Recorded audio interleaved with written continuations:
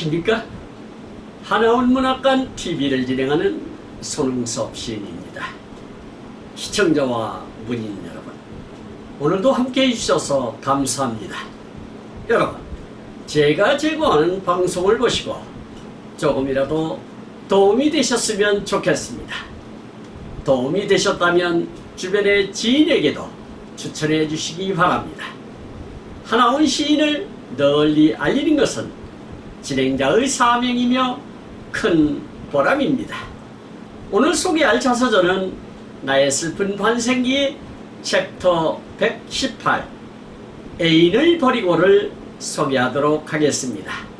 애인을 버리고는 1962년 7월 30일 4판으로 발행된 나의 슬픈 반생기 286페이지에 수록된 것을 근거로 방송하게 됨을 알려드립니다. 챕터 118 애인을 버리고. 저에게 알이 감옥에서 나올 수 있는 길을 가르쳐 주시옵소서. 나는 정말로 미칠 것 같다. 알이 무슨 죄가 있다고 감옥에서 고생을 하여야 하나. 문득 유치장직에게 조형사를 면회시켜 줄 것을 요청한다. 유치장직은 그렇게 할 수 없다고 한다. 몇 번이나 구차하게 군이 그는 딱 잡아떼고 어딘가 가버린다. 울화가 터진다. 알에 대한 죄에 못 견디게 뉘우쳐지는 마음의 중압은 산같이 무거워지는 중압감에 목숨을 끊고 사죄하여야 마땅한 일이라 생각한다. 온 몸덩어리를 쪼깃쪼깃 칼도마 위에다 놓고 산적 두드리듯이 두드리는 것 같다. 나는 그저 무덤 속에 묻힌 송장과 같이 마룻바닥에 누웠다. 장마는 몇 날 며칠이 되어도 그치지 않는다. 공상도 망각도 그리움도 사랑도 모두 장마에 젖고 있다. 유치장 안은 곰팡이 냄새가 누기에 내 몸마저라도 곰팡이 쓰는 것 같다. 나의 취조는 잊어버렸는지 빗소리와 하루 세 끼니 던져주는 주먹밥 세 덩어리밖에는 아무것도 없다. 그동안 나란 것을 망각해 매장한 것 같다. 나는 여기에 살아있다는 것을 환기시키기 위하여 에마디 소리라도 지르고 또 집이라도 떠나가라고 노래를 부른다. 밤낮을 가리지 않고 떠드는 것을 작업장의 일과 삼아 하는 것이다. 떠들 적마다 유치장지기가 고함고함 치면서 떠들지 마라 하든지 또 다른 사람들도 유치장지기에 못지않게 떠들지 말라고 하는 것이다. 나는 이런 것이 재미가 난다. 유치장지기가 약이 올라서 소리 지르는 그것이 재미도 있고 또 내가 아직도 인간 사회와 시로리 같은 연줄이 남아도 붙어있는 것을 증명하는 것 같다. 또한 내가 아직도 살아있다는 감정에 잠겨서 퍼그나 기쁘기도 하다라고 챕터 118을 기록하고 있습니다. 시청하시면서 혹 이해가지 않는 문장이 있었나요? 아니면 어려운 단어가 있었나요? 조금 더 깊이 있게 살펴보도록 하겠습니다. 첫 번째 단어를 보도록 하겠습니다. 저에게 알이 감옥에서 나올 수 있는 길을 가르쳐 주시옵소서. 나는 정말로 미칠 것 같다. 알이 무슨 죄가 있다고 감옥에서 고생을 하여야 하나. 문득 유치장직에게 조형사를 면회시켜 줄 것을 요청한다. 유치장직은 그렇게 할 수 없다고 한다. 몇 번이나 구차하게 군이 그는 딱 잡아떼고 어딘가 가버린다. 울화가 터진다. 알에 대한 죄에 못 견디게 뉘우쳐지는 마음의 중압은 산같이 무거워지는 중압감에 목숨을 끊고 사죄하여야 마땅한 일이라 생각한다. 온 몸덩어리를 쪼깃쪼깃 칼도마 위에다 놓고 산적 두드리듯이 두드리는 것 같다. 나는 그저 무덤 속에 묻힌 송장과 같이 마룻바닥에 누웠다라고 챕터 118을 열고 있는데요. 하온은 사랑하는 날에게 엄청난 죄책감을 느끼고 있는가 봅니다. 멀쩡한 사람도 아닌 문득이가 뭐라고 총명하고 아름다운 한 여성의 인생을 망쳐버렸나 싶어서겠지요. 정상적인 사람이라면 당연한 생각이겠지만 사랑 앞에서는 국경도 인종도 나이도 문제가 되지 않는다는 만고의 진리 앞에서는 어쩔 수 없는 숙명인 것이죠. 하온은 아래 소식을 듣기 위하여 조형설을 만나게 해달라고 유치장직에게 부탁을 했으나 하도 성가 싫게 졸라대니 자리를 피해버렸다고 하네요. 하온은 죄책감을 혹독하게 비유하네요. 칼도마에서 예리한 칼날로 다져지는 산적을 만들기 위한 고기의 신세라고요. 아주 시인답게 적나라한 표현 같습니다.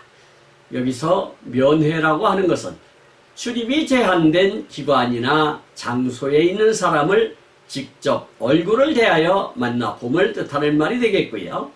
구차하게 했는데 떳떳하지 못하고 답답하고 좀스럽게 라는 뜻이 되겠습니다. 울화라고 하는 것은 분한 마음을 사귀지 못하여 일어나는 화를 뜻한다 할 수 있겠고요. 뉘처지는 했는데 뉘우처지는이의 잘못된 표현으로 스스로 깨달아 반성하는 마음을 갖다라는 뜻이 되겠습니다. 그리고 중압이라고 하는 것은 힘겨운 부담을 주거나 참기 어렵게 강요하는 힘을 뜻한다 할 수 있겠습니다. 사죄라고 하는 것은 지은 죄나 저지른 잘못에 대하여 용서를 빌다라는 뜻이 되겠고요. 칼도마라고 하는 것은 식칼로 요리 재료를 썰거나 다질 때에 밑에 받치는 것을 뜻한다 할 수 있겠습니다. 산적이라고 하는 것은 쇠고기 따위를 길쭉길쭉하게 썰어 갖은 양점으로 간을 하고 꼬챙이에 꿰어서 불에 굽거나 번철에 지진 음식을 뜻한다 할 수 있겠습니다. 송장이라고 하는 것은 죽은 사람의 몸뚱이를 이르는 말이 되겠습니다. 마지막 단원을 보도록 하겠습니다.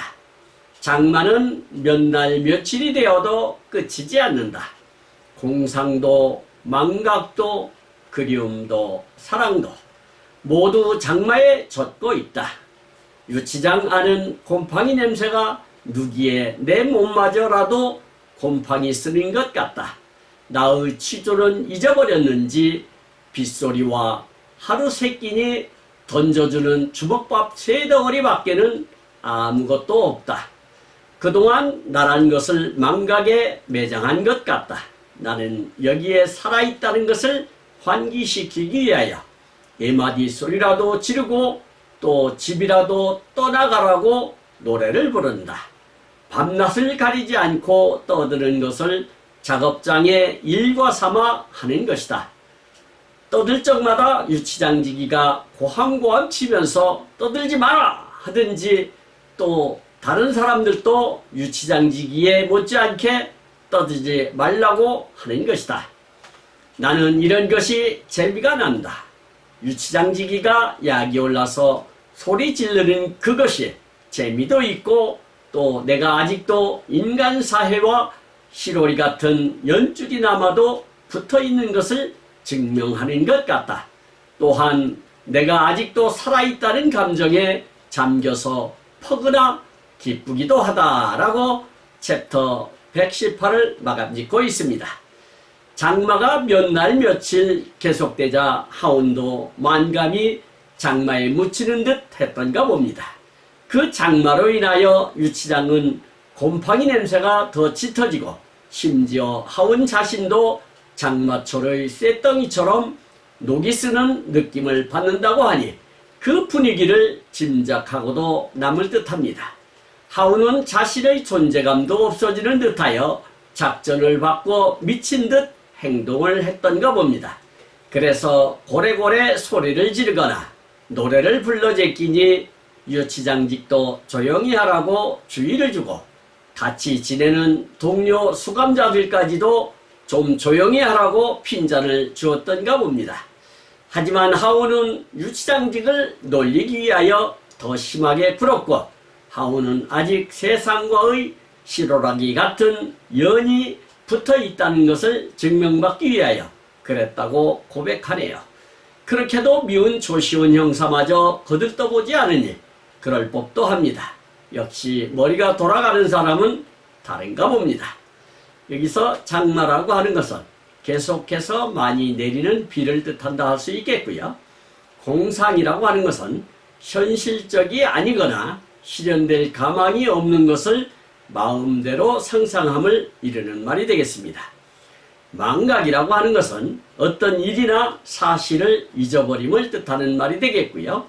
곰팡이라고 하는 것은 가늘고 긴 실 모양으로 기질 표면에서 기질 속으로 균사가 자라 분기시키면서 모상 집합체인 균사체를 형성하는 미생물을 말한다 할 수 있겠습니다. 눅이라고 하는 것은 눅눅하고 축축한 기운을 뜻한다 할 수 있겠고요. 취조라고 하는 것은 범죄 사실을 밝히기 위하여 죄인이나 혐의자를 속속들이 조사함을 이르는 말이 되겠습니다. 매장이라고 하는 것은 어떤 사람을 사회에서 활동하지 못하게 하거나 집단에서 버림받게 함을 비유적으로 이르는 말이 되겠습니다.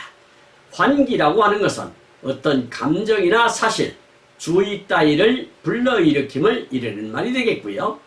일과라고 하는 것은 날마다 되풀이하는 일정한 일이나 그 과정을 뜻한다 할 수 있겠습니다.